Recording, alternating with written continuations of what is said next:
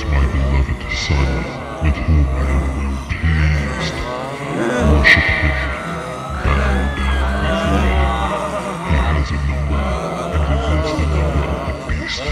It is 666. Worship my Son. Worship Barak. Barak is your leader. You shall obey. This is Satan, over and out.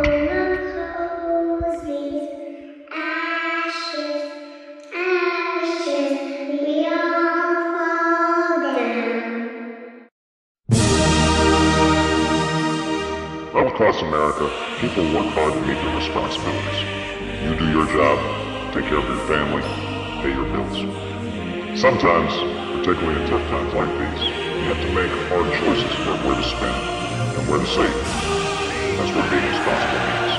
It's a bedrock value of our country. That ought to be a value that our government pays out to. Yet, over the past decade, this hasn't always been the case. 10 years ago, we had a big budget surplus with projected surpluses far into the future. 10 years later, those surpluses are gone.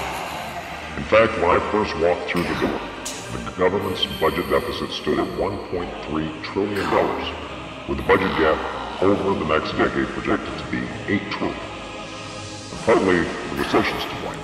With millions of people out of work and millions of families facing hardship, folks are paying less in taxes while seeking more services, like unemployment benefits. Rising healthcare costs are also to blame. Each year, more and more tax dollars are devoted to Medicare and Medicaid. But what also has made these large deficits possible was the end of a common sense rule called pay-as-you-go. It's pretty simple. It says to Congress, you have to pay as you go. You can't spend a dollar unless you cut the dollar elsewhere. This is how a responsible family or business manages a budget.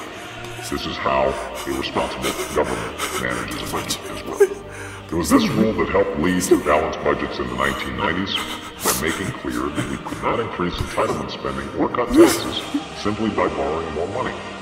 And it was the abandonment of this rule that allowed the previous administration and previous Congresses to pass massive tax cuts for the wealthy and create an expensive new drug program without paying for any of it. Now, in a perfect world, Congress would not have needed the law to act responsibly. So remember that every dollar spent is coming from taxpayers today for our children tomorrow. But this is the perfect world. This is Washington.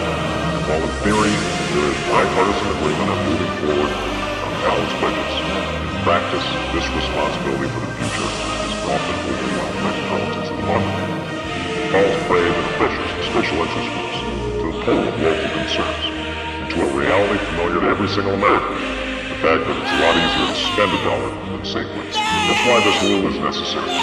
That's why I'm pleased that Congress fulfilled my request to restore it. Last night, I signed the pay-as-you-go rule into law.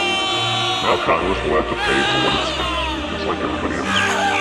But that's not all we must do. Even as we make critical investments to create jobs today and lay a foundation for growth tomorrow by cutting taxes for small businesses, investing in education, promoting clean energy, and modernizing our roads and railways, we have to continue to go through the budget, line by line, looking for ways to save. We have to cut where we can to afford what we need. This year, I've proposed another $20 billion in budget cuts. I've also called for a freeze in government spending for 3 years. It won't affect benefits through Medicare, Medicaid, or Social Security. It will not affect national security through the benefits for medicine. But it will affect the rest of the budget. Finally, I've proposed a bipartisan fiscal commission to provide recommendations for long-term deficit reduction.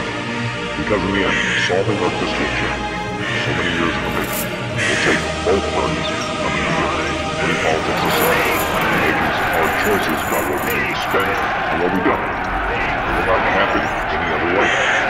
Unfortunately, this proposal, which received the support of the bipartisan majority of the Senate, was recently blocked. So I will be creating this commission by executive order. After a decade of prophecy, the American people are tired of politicians who talk the talk, but don't walk the walk when it comes to fiscal responsibility. It's easy to get up in front of the cameras and rant against exploding deficits. What's hard is actually getting deficits under control. And that's what we must do. Like families across the country, we have to take responsibility for every dollar we spend. A return of pay as you go, as well as other steps being taken. That is exactly what we are doing. Thanks. This is Satan, over and out.